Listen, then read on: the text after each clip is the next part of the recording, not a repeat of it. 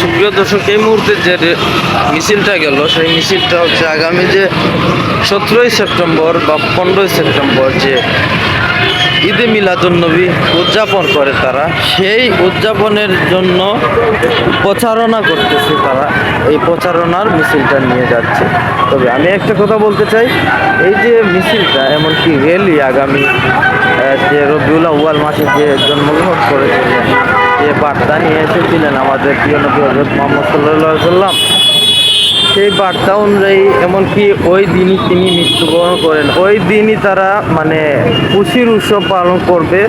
এটা আমার কাছে খুবই দুঃখজনক লাগতেছে। আপনাদের কাছে কেমন লাগতেছে? ভিডিওর মাধ্যমে দেখার চেষ্টা করতেছি, কমেন্টের মাধ্যমে আপনারা অবশ্যই লিখতে দেবেন।